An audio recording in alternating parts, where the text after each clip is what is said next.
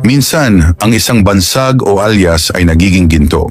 Sinong mag-aakala na ang isang simpleng logo ng buwaya sa isang damit ay magiging daan para maging isang milyonaryo?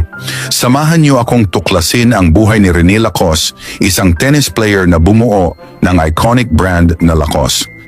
Pero bago tayo magsimula, gusto ko muna kayong imbitahan na mag-subscribe sa ating channel, especially sa mga bago nating kaibigan na ngayon palang nabisita sa ating channel. Pa-like at pa-share na rin ang ating video kung mahilig ka sa mga ganitong topic at pa-click na rin ang bell icon para lagi kang updated sa mga bago kong video.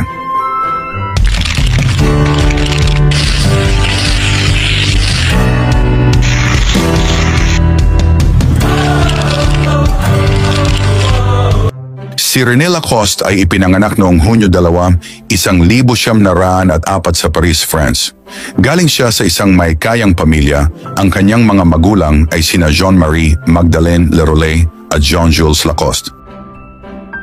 Sa edad na 15, nagkaroon siya ng interes sa tennis.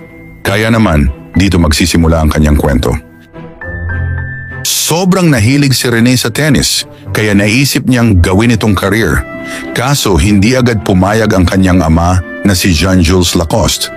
Dahil hindi ito naniniwala sa kakayahan ni Rene na kaya niyang makipagsabayan sa ibang mahuhusay na tennis player.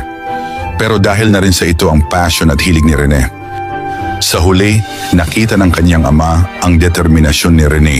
Kaya binigay nito ang kanyang blessing para tuluyang pasukin ni Rene ang mundo ng tennis. Pero may kondisyon ang kanyang ama. Kailangan daw maging world champion si Rene sa loob ng 5 taon. Pero determinado si Rene na patunayan ang sarili sa kanyang ama. Kaya naman sinimulan niya ang matinding training sa loob ng 3 taon. Matapos ang ilang taon na pagsasanay, sumabak si Rene sa kanyang unang tennis competition noong 1922, ang Wimbledon Championship Grand Slam Tournament. Kaso natalo agad siya sa unang tournament na kanyang sinalihan. Pero hindi siya sumuko. Kaya nang sumunod na taon, muling sumali si Rene sa kanyang unang competition sa United States.